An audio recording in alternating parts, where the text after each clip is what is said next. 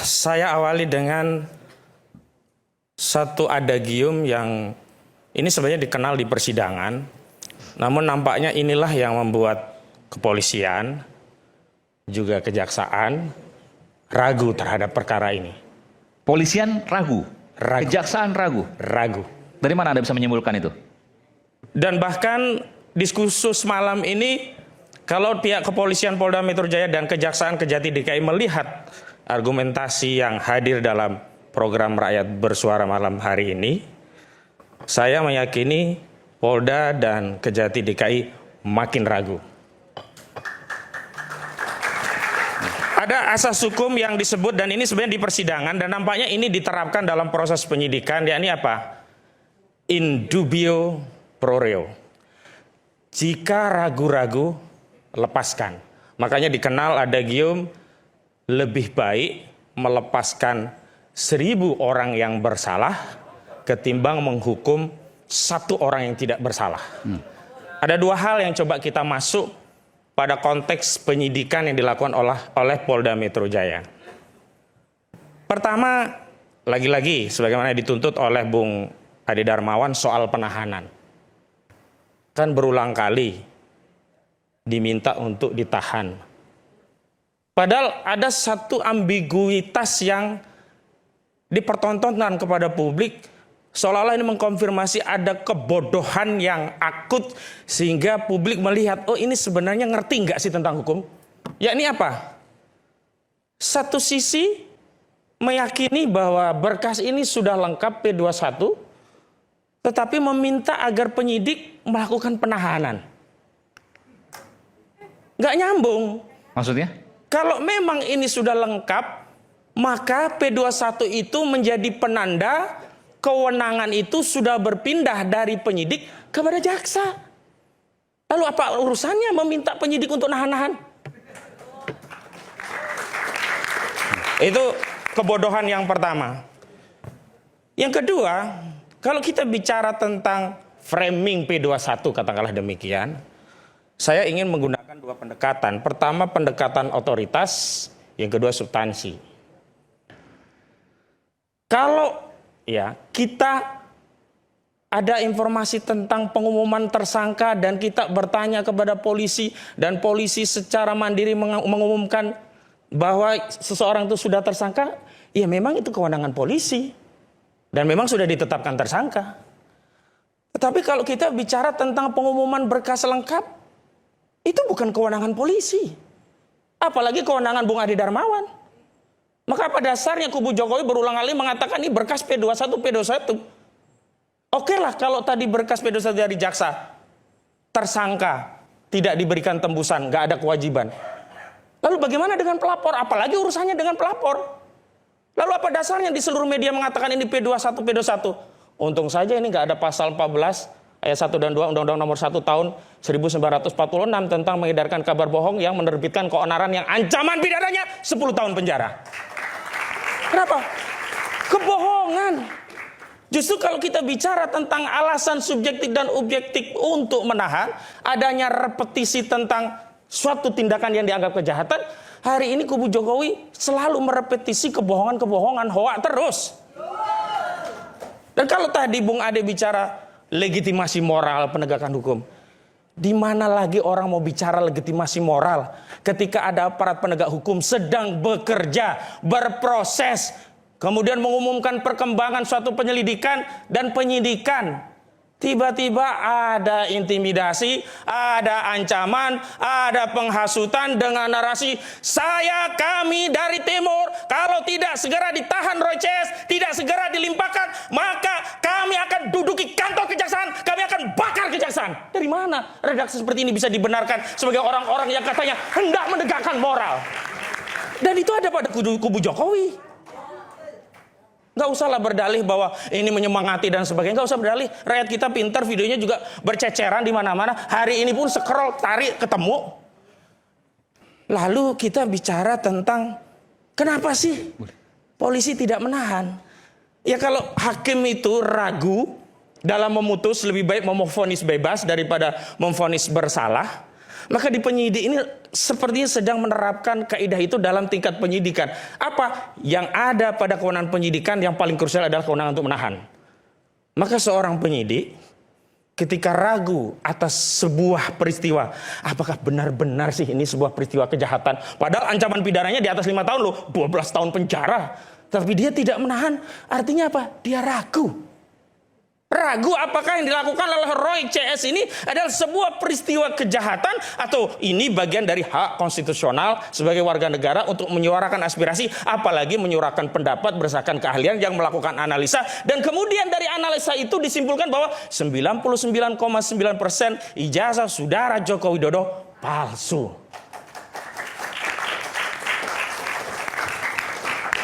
Lalu ada tuntutan. Ini kan mengulangi. Sekarang begini Bung Aiman, ketika Roy Suryo diundang media iNews Rakyat Bersuara mengulangi argumentasinya, pendapatnya, apakah itu kemudian dianggap mengulangi kejahatan? Kejahatan macam apa yang kemudian diberikan panggung oleh Rakyat Bersuara untuk terus bersuara di panggung ini?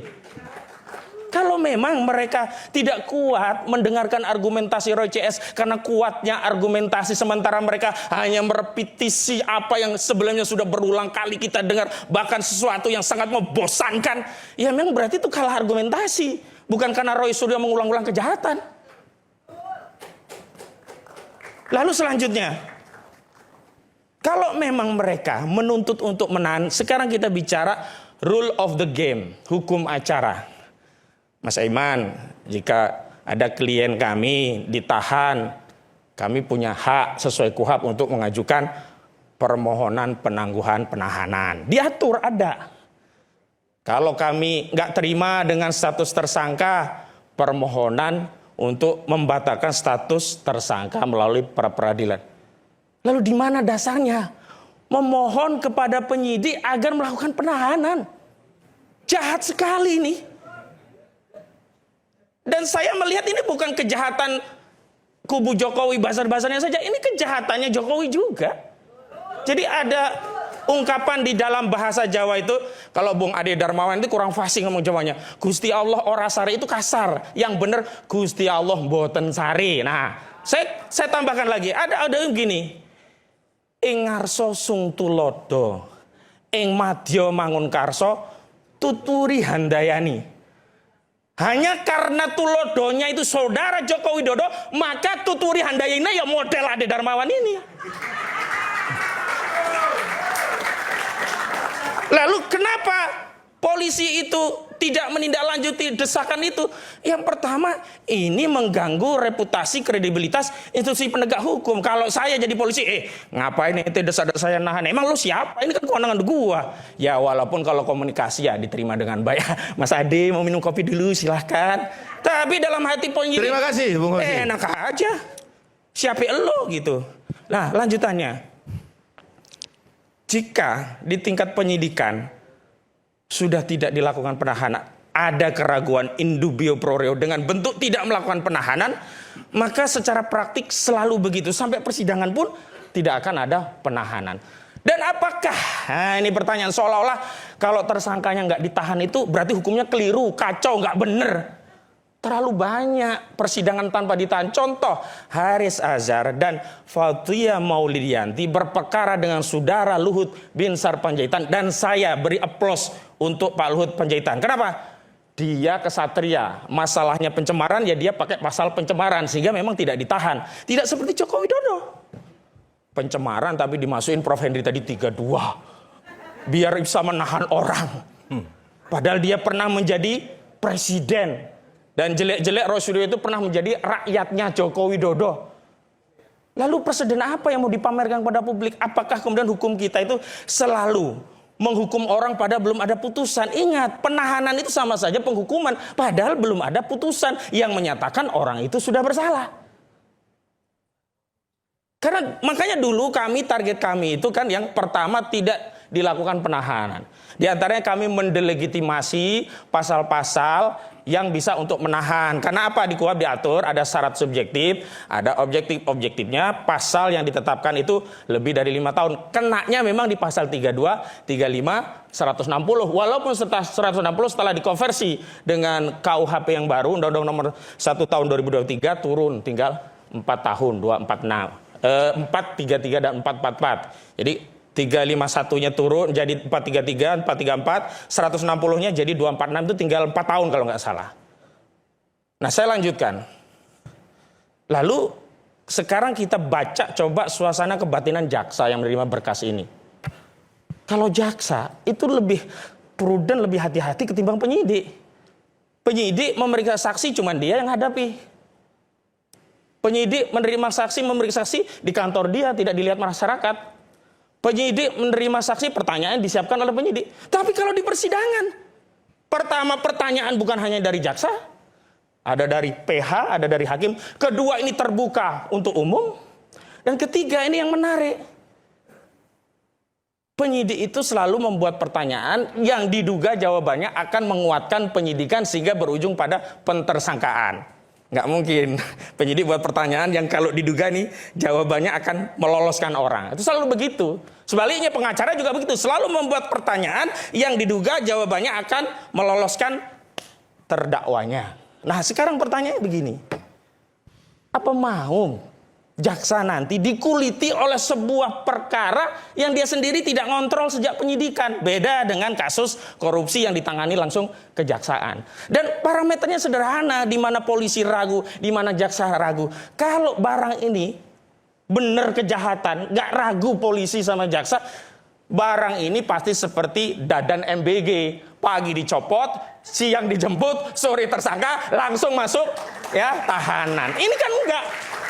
Setahun lebih loh. Oh, Anda melihat bahwa karena tidak ada penahanan selama ini karena ada keraguan, bukan hanya di kejaksaan tapi juga di kepolisian. Iya, din dubio pro reo. Kenapa? Tadi coba kita lihat perdebatan dalam konteks di rakyat bersuara. Kan nggak ada yang kemudian meyakinkan. Oke lah, saya coba adopsi pendapat Prof. Henry, saya adopsi pendapat rekan Firmanto Laksana. Oke, Prof, kita ikuti bahwa terjadi editing terhadap komputer. Yang itu milik Jokowi sehingga karena oke lah anggap saja kita ikuti.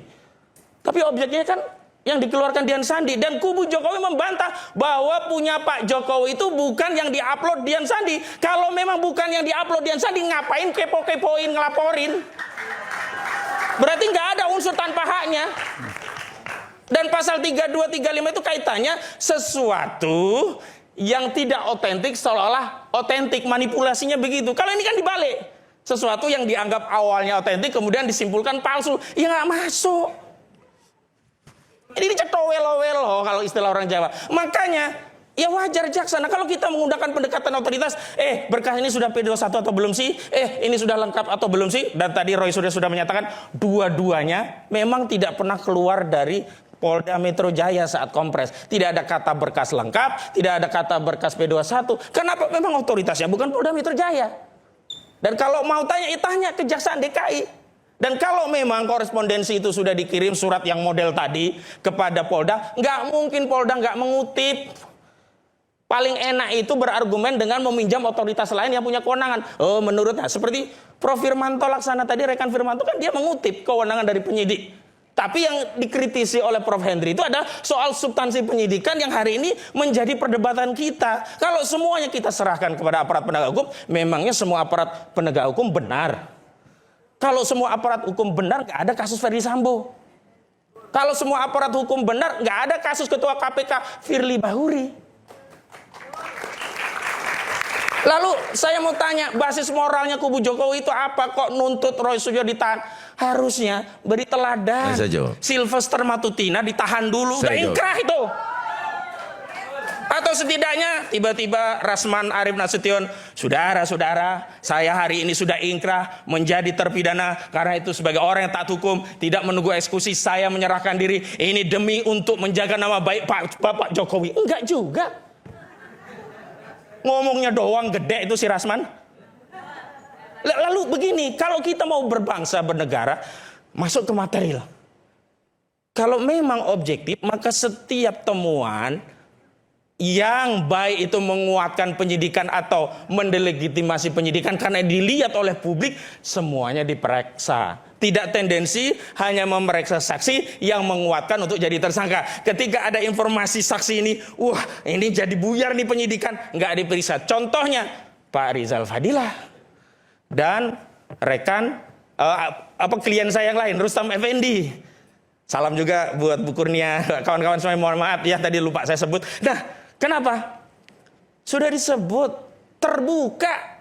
Nggak ada yang ditutupi. Aktornya ada, TKP-nya ada, aktor intelektualnya ada, proses hukum sudah, bahkan dibawa ke Dumas, nanti jelaskan.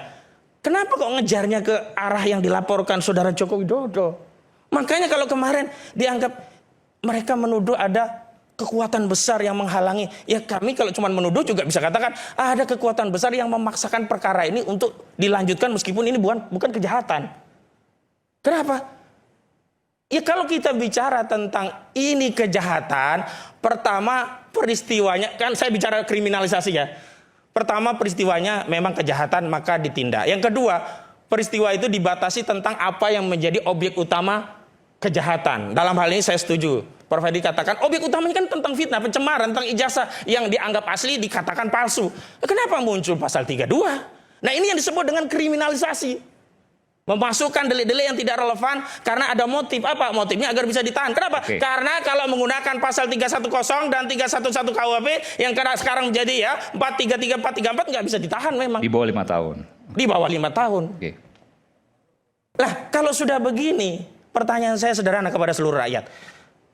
Ridho kita hukum kita dibuat seperti ini? Mau kita hukum kita tidak punya wibawa hanya karena apa? Pemaksaan kehendak orang tertentu agar hukum berjalan sesuai kehendak. Apa buktinya? Buktinya adalah ada restoratif justice, perkara tetap jalan. Ini yang menambah ragu penyidik. Kenapa? Nah ini kan ada dua ya rejim undang-undang hari ini. Ada rejim KUHP KUHP lama, ada rejim KUHP KUHP baru. Memang kalau perkara ini masuk persidangan sebelum Januari 2026, maka jaksa pun mudah menuntut, mendakwa dan seterusnya. Kenapa? Pasalnya belum berubah, penyidikannya juga belum berubah, masih pakai pasal KUHP lama, KUHP-nya lama. Nah sekarang ini kan ada ambigu. Saya ikuti saja deh argumentasi kubu Jokowi. Ketika ada restoratif justice, kami kan mengkritik. Nggak bisa karena ada pasal di atas 5 tahun Undang-Undang KUHP yang baru, Undang-Undang nomor 1 tahun 2023, syarat restoratif justice itu limitatif, diantaranya hanya untuk kejahatan yang maksimum pidananya ancamannya sampai 5 tahun. Lalu kubu Jokowi mengatakan, oh enggak, ini menggunakan KUHP lama. Ya oke, KUHP lama memang nggak ada KUHP-nya. Menggunakan Perpol nomor 18 tahun 2021. Oke, kita ikuti. Nah kalau menggunakan Perpol, berarti menggunakan KUHP lama, kenapa ada pemeriksaan tambahan kepada Rosyuro dan kawan-kawan dengan mengkonversi sejumlah pasal dari KUHP lama menjadi KUHP baru? Berarti jaksa sudah masuk menggunakan KUHP baru. Padahal ini masih di kasus penyidikan. Saya mau tanya, jaksa polisi, ini pakai KUHP lama apa baru? KUHP lama atau KUHP baru? Nah ini, kalau sampai persidangan, malu jaksa. Sekarang begini, saya tanya, Bapak Ibu sekalian. Bapak Ibu sekalian mau nggak malu tapi bukan karena perbuatan sendiri, karena kerjaan orang lain nih, kira-kira mau nggak?